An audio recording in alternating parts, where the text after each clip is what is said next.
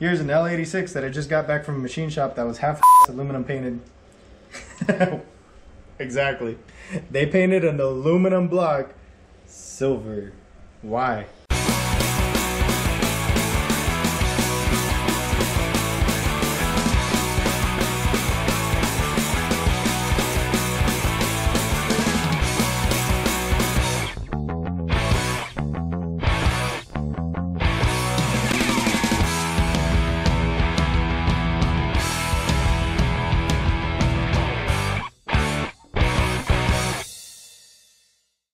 To you before we set up the camera? Nope. Alright. Anyways, I'm going to give you the basic rundown instead of getting all technical with it. Because I don't want to bust the Jake. What is this project? Oh. So you're going to do me like that? We're going to start from the beginning. I was literally just going to show you some cool at the machine shop. Alright, so here's an L86 that I just got back from a machine shop that was half aluminum painted. Exactly. They painted an aluminum block silver. Why? Anyways. Now it looks like it's cast iron. Yeah, straight up, because you were trying to make it look like an aluminum block. Anyways, I don't know why you did that to me this time.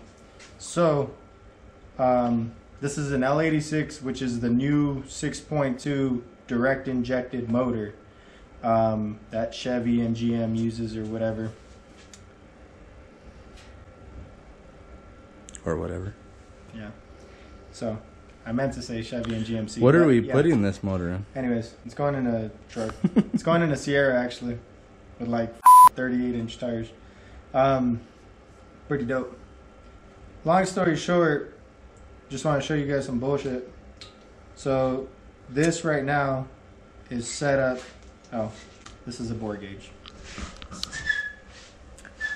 So if we go to about there, we're technically at 4.070. All right. Then if you want to see it, you just touch it. So now if we go about a quarter way down into the block, now we're at like 4.069. Now if we go down another quarter, look at that. So basically what I'm trying to tell you guys is this thing has a gnarly taper of about 4 thousandths. Yeah, that's horrible.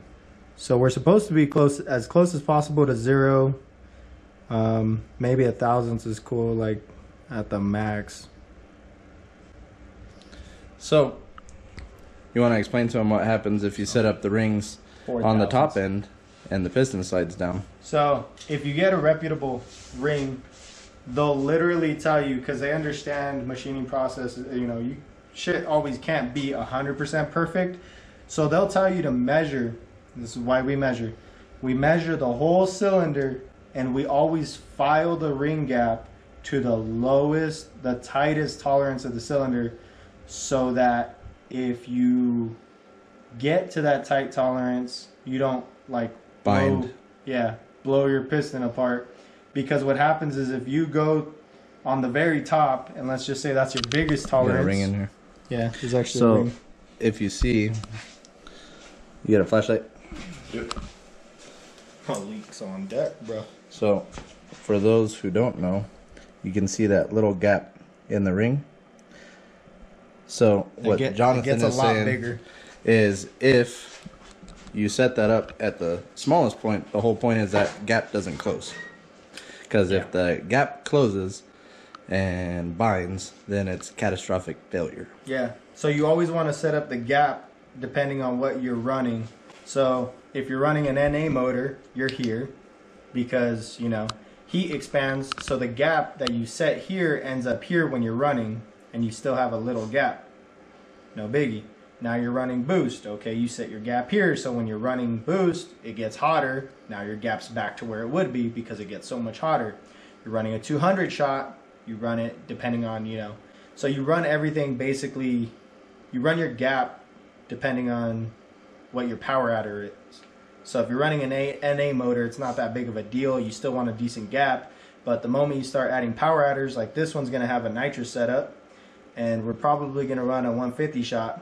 So not only am I going to have to set my gap pretty decently sized, you know, now I'm going to have a shit ton of blow by, loss of power, and a weaker, you know, ringland area, if you want to call that. So anyways, with that said, we are sending this back with Malik tonight. Yay. And hopefully I don't have to wait like half an hour when they say it's already done. Yeah, no, you're probably going to drop this off because it's going to be there for a while. I told him, like, I don't know if he doesn't expect me to be gauging shit when I get it back, but we do. Well, and here's the thing, guys. Always double check. Always. You know? Doesn't matter where you get it from.